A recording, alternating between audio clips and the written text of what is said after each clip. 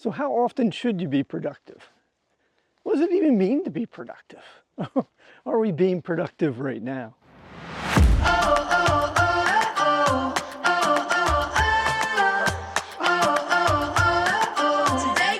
So after a couple of my videos recently, especially the one where I talked about don't just kill time, few of you asked about, well, does that mean we have to be productive in our time, or how productive should we be? And so I started looking at that, and it's a little bit more complex than I thought as we pondered it. So I thought it was kind of easy, the definition of being productive, but I look at Merriam-Webster and it talks about efficient, producing or capable of producing a desired result. And so it's not just about producing objects, it's what's this result, and in particular, a desired result. Now, I sometimes think we confuse being busy with being productive. Especially here in the United States, it's like busyness has become this badge of honor to talk about just how busy I am. So I was thinking about this, I went back to high school. In fact, in the wrestling practice room in high school, there were a couple signs on the walls. One of them talked about practice doesn't make perfect, perfect practice makes perfect. And another one was, it's not the hours you put in, it's what you put in the hours. And so this kind of stuck with me. I can still remember Coach Smith. If we were just going through the motions, it was not going to be a good practice.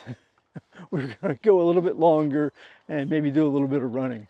So it is about what we focus and what we put into the time that makes it valuable.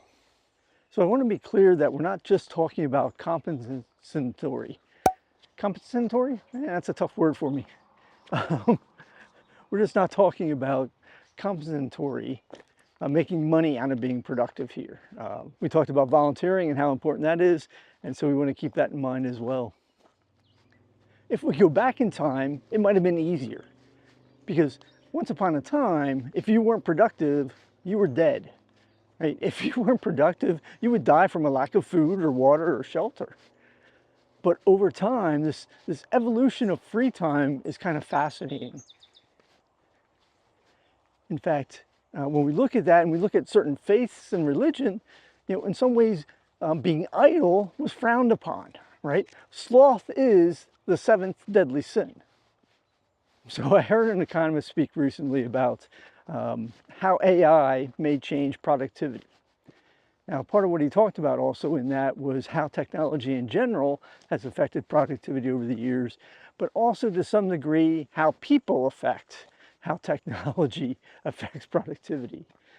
And what he talked about was kind of the scenario of, let's look at when tractors and equipment was introduced into agriculture, right? What used to take maybe 80 hours to create 100 bushels of grain, now maybe took 40 hours. Now, there'd be some farmers who would continue to work 80 hours and now be creating, 200 bushels of grain. Whereas other farmers on the other end of that range might say, well, I'm just going to work 40 hours now and still make that 100 bushels, right? And so how we embrace that productivity changes things as well. Now, it's far more complicated than that. Laws of supply and demand and what the price of that grain is all affect what people may have to do to get by. Now is probably a good time to point out that I do think we need rest. And I've talked about this in the past. In fact, rest can allow us to recharge, to actually be more productive when we are working or doing things. And the Bible and other faiths talk about having a Sabbath, having a rest, right? And research, confirms that rest is important for us and is required. So there's probably people out there that think the idea of producing art or music or fiction is not productive. And I didn't want to get into that debate. But somewhere I'm sure there's a science fiction story that's pretty good that talks about none of those things being existing and how horrible it is as a result of that. Now, when I was pondering all of this, I was coming back from a 5-day trip or time spent with all my siblings and their families. And I thought about, was I productive in those 5 days? And as I was driving, I thought about the fact that we produced a lot of memories. Good memories, memories that taught young kids to keep trying, even older kids to keep trying. memories that reinforced and confirmed that we're loved, memories that confirm we're loved even if we fail from time to time. So that was kind of a priceless production. It wasn't an objects or widgets, but memories, and I think those count as being productive. So after hours of research and pondering this, I still feel a little confused as to what it is to be productive. But that brought to mind Justice Stuart Potter, who on the Supreme Court, when looking at obscene material, had the infamous quote or famous quote of, "I know it when I see it." So I like to think I know a productive day when I see it, though sometimes a productive day is not productive in the way that I thought it would be. I was remembering back in 2006, one of the big floods here in the Broome County area, and was doing some volunteer work helping an older man, 92 I think he was, in Johnson City. He had lost his wife several years before that. He was an electrician by trade.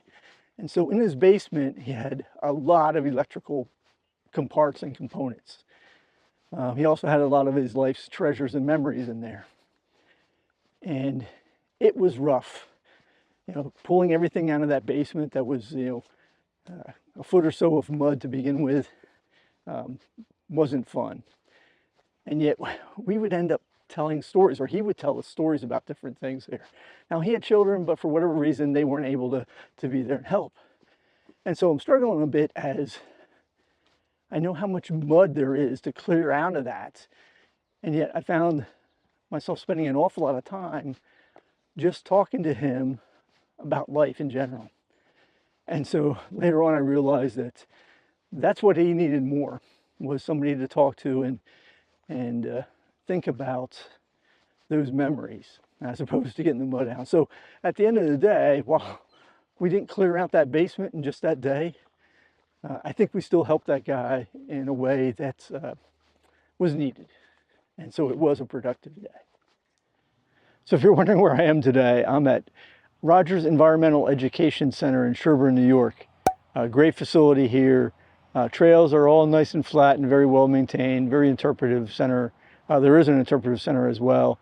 They also have two sort of sister satellites that are part of the Rogers Environmental Center, Adams Farm and Cush Hill, which are very close by, and we'll check those out as well. So since starting this journey of pondering productivity, I started a little thing where at the end of each day, I ask 3 questions. First, what are the results of what I've done today? Second, am I happy about whether those results move me forward towards goals in my life? And the third question is, how has what I've done today affected others? Was it in a positive way or a negative way? When I look at those 3 questions in aggregate, I think I get a good sense of whether it was a productive day or not. Being productive is such a deep topic, I don't know that I'll ever get to the bottom of it. But let me summarize it with this. Don't overthink it.